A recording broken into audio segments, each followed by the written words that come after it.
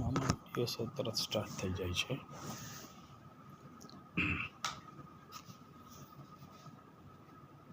Hello friends, good morning. Blind students માટે economics semester 5 third year BA વ્યાપાર ચક્રના વિવિધ તબક્કાઓ. વ્યાપાર ચક્રના વિવિધ તબક્કાઓ. વ્યાપાર ચક્રના જુદા જુદા તબક્કાઓનું વર્ણન કરો અથવા વ્યાપાર ચક્રના જુદા જુદા વિકાસના તબક્કાઓ ટૂંકમાં વર્ણવો. જવાબના મુદ્દા: 1. વ્યાપાર ચક્રના તબક્કાઓ. 2. આકૃતિમાં રજૂઆત.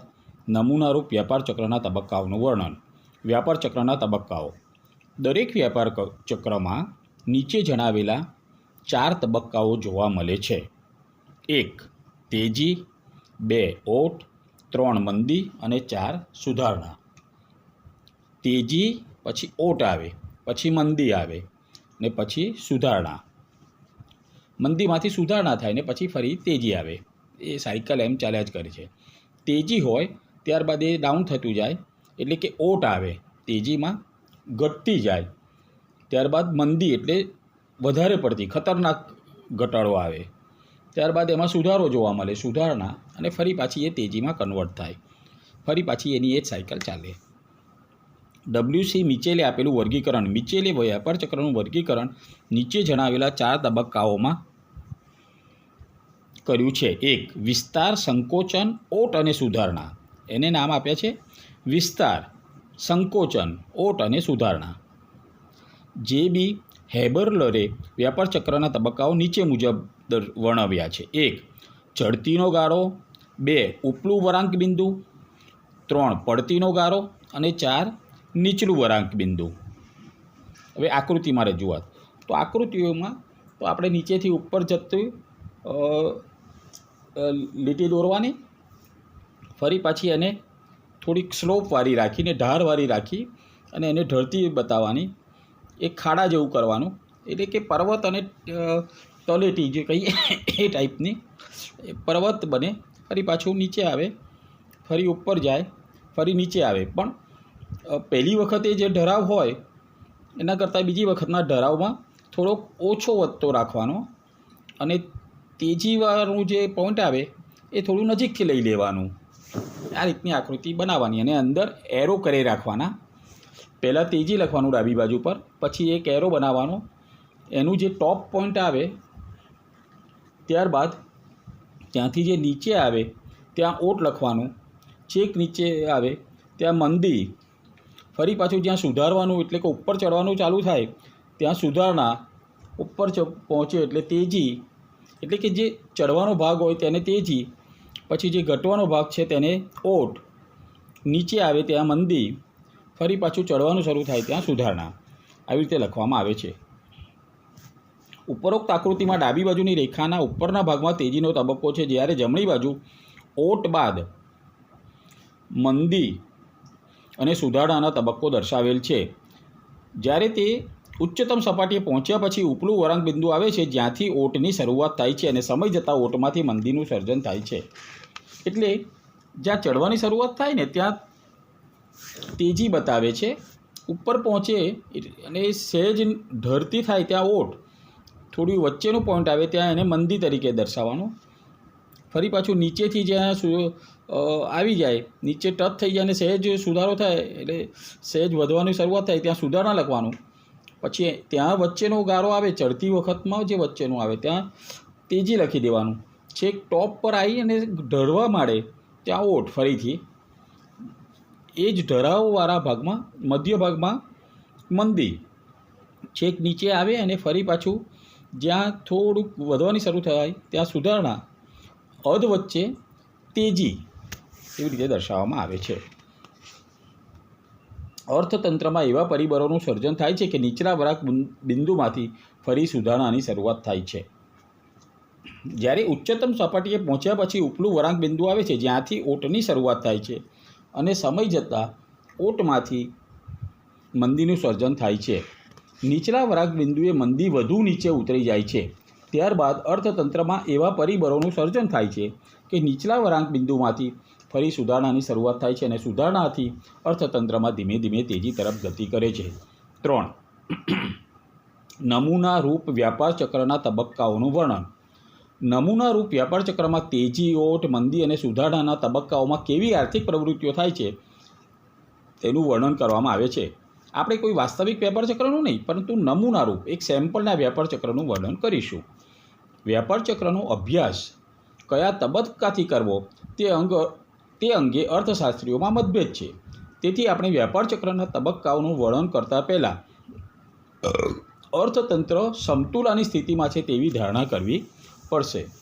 અર્થતંત્રમાં સમતુલા છે તેવી ધારણા કરી અને પછી આગળ વધીએ છીએ. સમતુલા ખોરવતા પરિબળો. ધારો કે અર્થતંત્રમાં સમતુલા છે.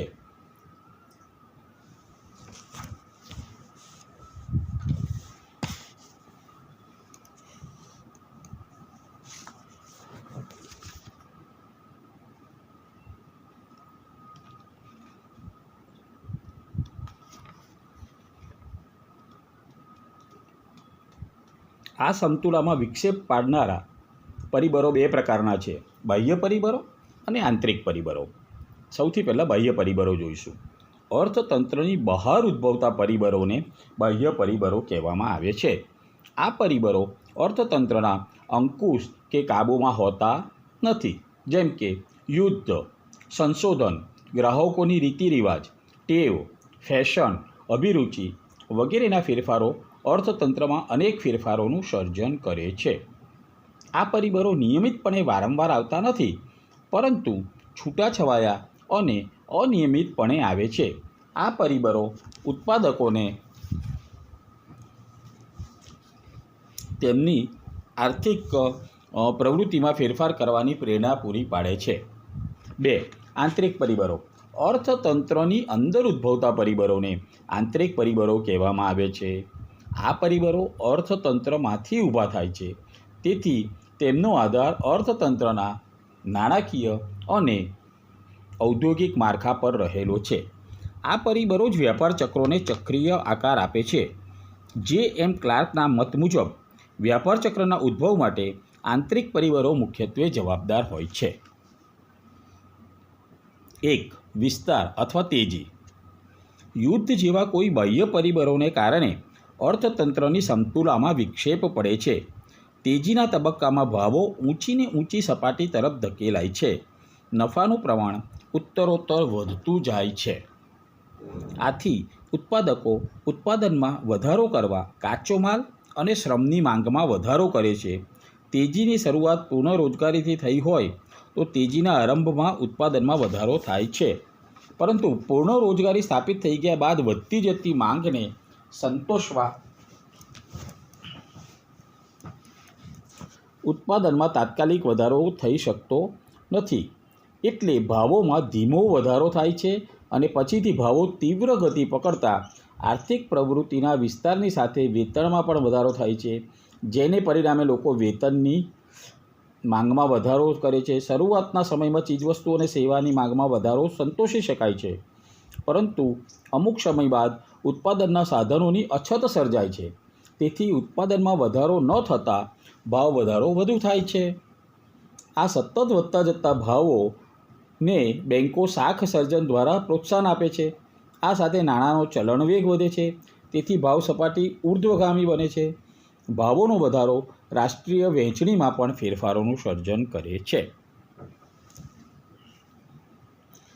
તેજીના વિસ્તારના તબક્કામાં ઉત્પાદન ખર્ચમાં વધારો થાય છે, જેમ કે વેતન, વ્યાજ, કરવેરાના ખર્ચની સાથે કાચા માલની કિંમતમાં વધારો થાય છે. આમ તેજીના તબક્કામાં વસ્તુ તથા સેવાની કિંમતમાં વિશેષ વધારો થાય છે. વસ્તુ અને સેવાની કિંમતમાં જેટલો વધારો ઉત્પાદન ખર્ચ કે વેતનમાં થતો નથી, જેને પરિણામે ઉત્પાદકોના નફાનું પ્રમાણ વધતું જાય છે. નફાનો વધારો ભવિષ્ય અંગેના આશાવાદ અને સંગ્રહ વૃત્તિને પોષે છે. આમ ભાવ વધારો ઉગ્ર સ્વરૂપ ધારણ કરે છે અને અર્થતંત્રને તેજીની ટોચ પર પહોંચાડે છે. આ સાથે અમે અહીંયા સમાપ્ત કરીએ છીએ. નેક્સ્ટ